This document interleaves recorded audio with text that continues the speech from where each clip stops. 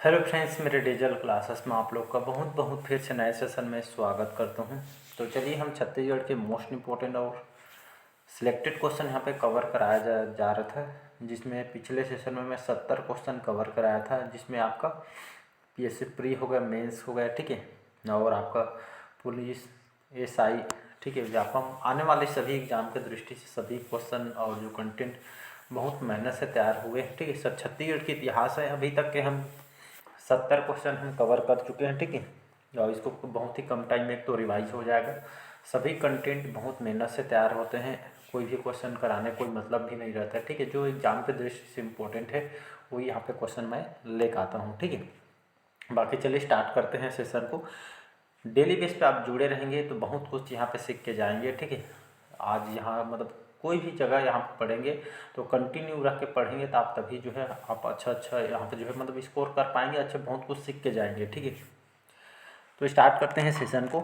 नलवंशी शासकों का नलवंश पढ़ेंगे तो नलवंशी शासकों का राज्य स्थित था बस्तर क्षेत्र, रायगढ़ क्षेत्र, रतनपुर क्षेत्र या रायपुर क्षेत्र। यहाँ पे इसका जो आंसर हो जाएगा यहाँ पे बस्तर क्षेत्र, ठीक है। तो नलवंश अगर पढ़ेंगे आप तो लगभग 4वीं से 12वीं शताब्दी, ठीक है, ये नलवंश का जो है शासनकाल रहा है। राजधानी जो है पुष्करी भोपालपट्टनम, ठीक है। हमारे छत्तीसगढ़ में जो शासन क्षेत्र रहा है तो आपके दंडकारण्य क्षेत्र, उस समय इसको जो है प्राचीन नाम है दंडकारण्य महाकांतार के नाम से हम जानते थे, ठीक है।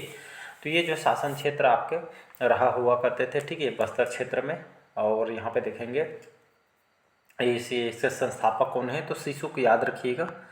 शीशुक इसके जो इस वंश के नल वंश के संस्थापक है। वहीं वास्तविक संस्थापक अगर पूछे तो वराहराज लेना है। इसका वर्णन कहाँ पे मिलता है, वर्णन तो वायु पुराण में इसका जो है वर्णन मिलता है। नल वंश के मुद्रा भी प्राप्त हुए, जैसे छत्तीसगढ़ में अडेंगा, ठीक है, केशकाल कोंडा गांव से यहाँ पे जो है मुद्रा नल वंश के प्राप्त हुए हैं, ठीक है। सीजीपीएससी प्री में 2 बार ये क्वेश्चन आया हुआ है, एक्सप्लेन भी डाल दिया गया है। तो एक्सप्लेन में देखेंगे नल वंश के शासकों ने बस्तर क्षेत्र में संभवतः 5वीं से लेकर 12वीं शताब्दी तक यहाँ पे शासन किया है, ठीक है। तो यहाँ पे एक्सप्लेन भी डाला गया है ताकि आप जो है मेंस वगैरह के भी काम लिखने काम आए। बाकी यहाँ पे एक्सप्लेन मैं खुद से ही बता देता हूँ, ठीक है, बाकी मेंशन किया गया है। टेलीग्राम से जुड़ जाइएगा, वहाँ पे पीडीओ कर यहाँ पे मैं अपडेट कर देता हूँ। चलिए नेक्स्ट क्वेश्चन देखते हैं।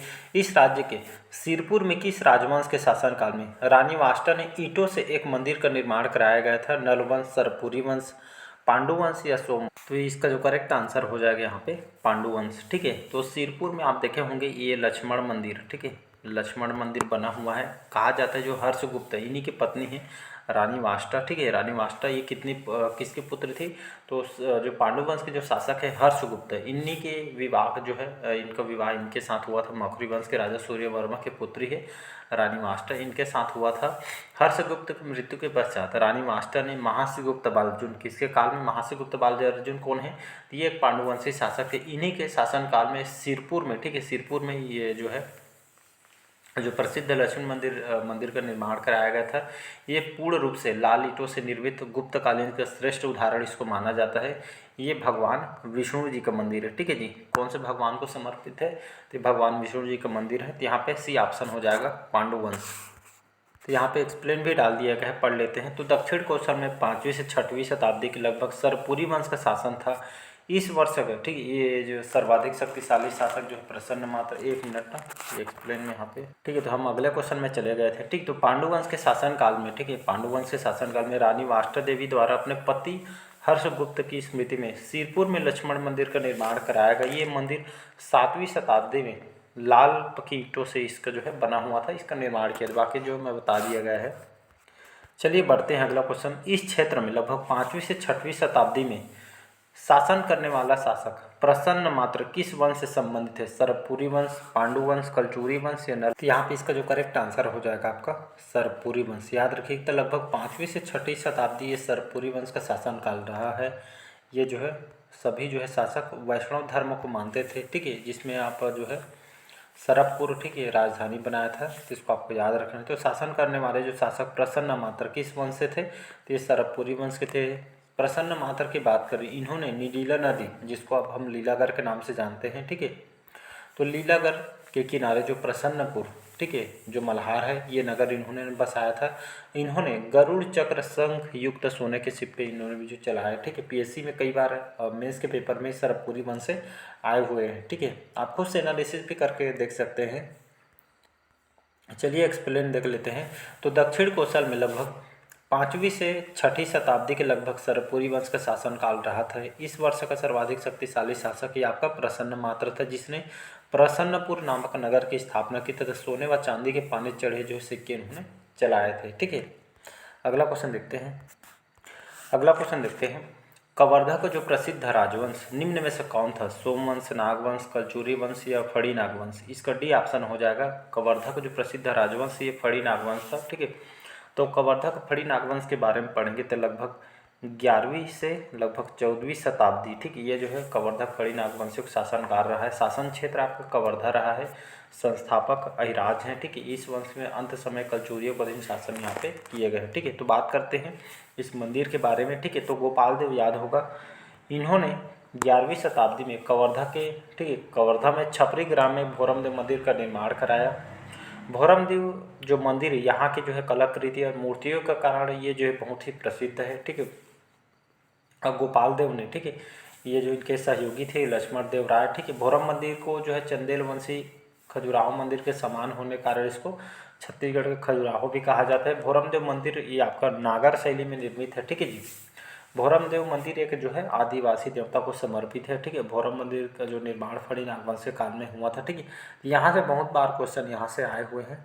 चलिए यहाँ पे एक्सप्लेन देख लेते हैं। तो फड़ी नागवंश कवर्धा क्षेत्र प्रमुख राजवंश था, जैसे बताया मैंने। ये अपने जो है निर्माण कार्य के लिए जाने जाते हैं। भोरम देव मंदिर, मड़वा महल, छेरकी महल आदि ये प्रमुख स्थापत्य हैं, जिसको आपको याद रखना है। ये सभी एग्जाम में क्वेश्चन आए हुए हैं। चलिए अगला क्वेश्चन देखते हैं। भ्रमरकोट, ठीक है। तो भ्रमरकोट किस नगर का प्राचीन नाम है? खरौद, बस्तर, पाटन या सिरपुर? जो भ्रमरकोट है ये आपका बस्तर का प्राचीन नाम है, जिसका बी ऑप्शन हो जाएगा यहाँ पे करेक्ट। तो अलग अलग शासन काल में, ठीक है, मतलब प्राचीन समय में अलग अलग जगह हैं, जितने भी है उसको अलग अलग नाम से जानते हैं, ठीक है। तो इसी का जो भ्रमरकोट जो है मतलब प्राचीन काल में बस्तर को अलग अलग नाम से जाना जाता है, ठीक है। तो बस्तर को चक्रकोट, भ्रमरकोट हो गया, महाकांतार हो गया। तो बस्तर को मतलब जो उस समय प्राचीन काल में इस नामों से भी इसको जो है जाना जाता था, ठीक है। तो ये सभी को याद रखना है, ठीक है। बाकी एक्सप्लेन भी डाला गया है। तो बस्तर को प्राचीन काल में चक्रकोट, ठीक है, याद रखिए, चक्रकोट, भ्रमरकोट, महाकांतार, एकाकांतार आदि नाम से इसको जो है जाना जाता है। ये सभी जो प्राचीन नाम है, इसको पता होना चाहिए आपको। चलिए अगला क्वेश्चन देखते हैं। राजीलोचन जो मंदिर का निर्माता विलासतुंग निम्न में से किस प्राचीन राजवंश से संबंधित है? नलवंश, सरपुरी वंश, पांडु वंश या सोमवंश? तो इसका जो करेक्ट आंसर हो जाएगा, तो यहाँ पे इसका जो आंसर हो जाएगा आपका नलवंश, ठीक है। तो राजीलोचन मंदिर आप सभी को पता होगा, ठीक है। इसका निर्माणकर्ता कौन है?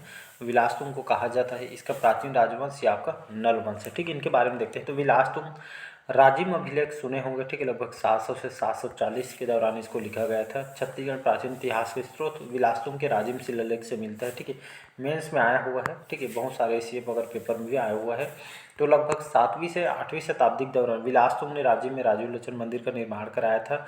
राजीलोचन मंदिर का जीर्णोद्धार कलचुरी शासक पृथ्वीदेव द्वितीय के सेनापति जगतपाल के द्वारा यहाँ पे कराया गया था, ठीक है। तो ये सभी नलवंश है जो एग्जाम में बार बार पूछे जाते हैं।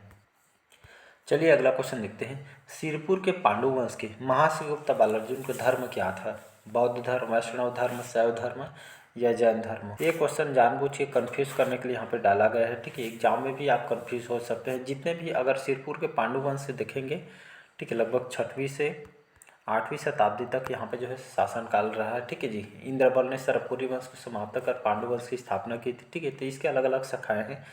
ये जो है इसमें बोला जा रहा है कि महाशिवगुप्त बालार्जुन, ठीक है, ये बहुत ही शक्तिशाली शासक था, ठीक है। इनको परम महेश्वर या महाशिवगुप्त बालार्जुन को शासनकाल का छत्तीसगढ़ के इतिहास का, ठीक है, स्वर्ण काल माना जाता है, ठीक है।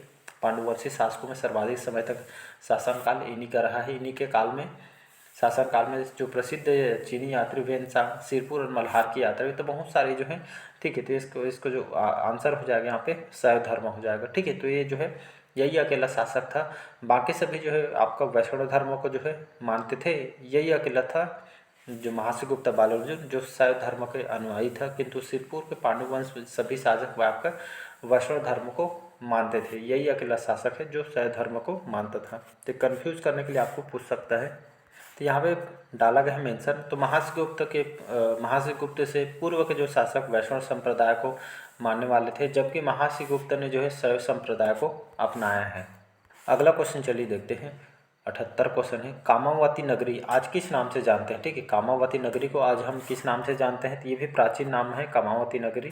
तो यहाँ पे राजनांदगांव, कवर्धा, बिलासपुर या डोंगरगढ़। तो यहाँ पे आंसर हो जाएगा कामावती को जो है उस समय जो है डोंगरगढ़ के नाम से हम जानते हैं। ठीक है, तो प्राचीन नाम है डोंगरगढ़ का कामावती।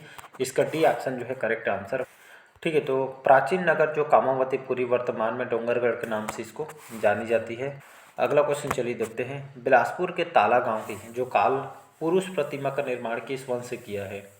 कलचुरी वंश, सोमवंश, पल्लव वंश से सरपुरी वंश। इसका डी ऑप्शन हो जाएगा। तो बिलासपुर के ताला गांव के जो काल जो है पुरुष प्रतिमा का जो निर्माण किस वंश से किया था, ये आपके सरपुरी वंश में यहाँ पे किया गया। ताला गांव तो आप सभी को पता होगा। तो सरपुरी शासकों के द्वारा बिलासपुर के ताला गांव में जो है काल पुरुष प्रतिमा का जो है निर्माण यहाँ पे किया गया है। ठीक है, तो यहाँ पे भी जो है भगवान शिव जी का भी मंदिर यहाँ पे है। पिछले सेशन में भी बताया था मैंने। लास्ट क्वेश्चन आज का देखते हैं। इस राज्य का निम्नलिखित में से कौन सा जो शहर है जिसको चौराहों का नगर के नाम से जाना जाता है। रायपुर, बिलासपुर, अंबिकापुर या जगदलपुर। तो यहाँ पर आंसर हो जाएगा जगदलपुर। ठीक है, तो छत्तीसगढ़ का ये जो जगदलपुर है, इसको जो है इस शहर को जो है चौराहों के नगर के नाम से इसको जाना जाता है। ठीक है, कभी जगदलपुर गए होंगे तो एक्सप्लेन डाल दिया गया है। ठीक है, तो जगदलपुर शहर को चौराहों का नगर के नाम से जाना जाता है। इसका श्रेय काकतीय नरेश रुद्र प्रताप देव को यहाँ पे जाना जाता, कहा जाता है। ठीक है, तो रुद्र प्रताप देव यहाँ पे जो है शासक है।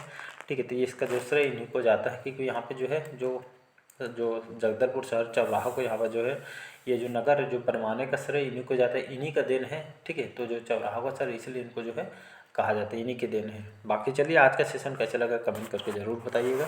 पहले बार आए तो चैनल को सब्सक्राइब करके रख लीजिएगा। Thank you.